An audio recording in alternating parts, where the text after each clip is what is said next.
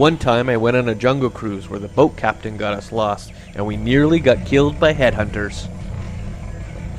Here we go again, another nutty Paul story. For once, couldn't you just pretend to be normal while we drive to work? We're IT professionals, not kids at a Saturday matinee. Sorry guys, if you want a dry and humorless commute, you've boarded the wrong star speeder. But if you insist on talking about work, here's a question for you.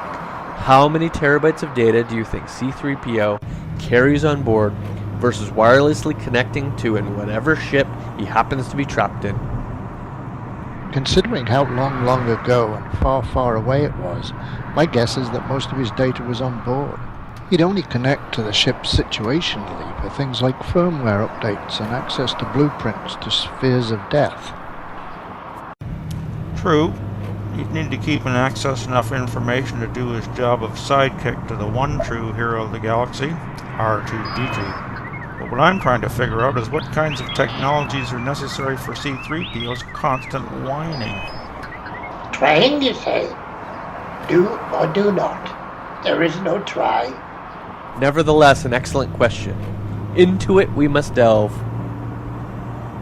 Paul Lewis here, technology blogger extraordinaire. By now you may be wondering what relevance the foregoing conversation has to today's storage technologies and enterprise information management. Quite a lot, as it turns out. C-3PO's whining, for example, is an excellent source of comic relief and there provides business value to the Star Wars franchise. And by looking into C-3PO's storage requirements through the lens of business value, we bring a host of important data management elements into play. This conversation around C-3PO's storage requirement leads us into a discussion that encompasses the enterprise data warehouse, source databases, data marts, BI and data visualization tools, data lakes, and the list goes on. If you've enjoyed this story so far, you won't want to miss the next exciting chapter, which explains how all of the above can work together to make your enterprise as smart as C-3PO, but hopefully not as whiny.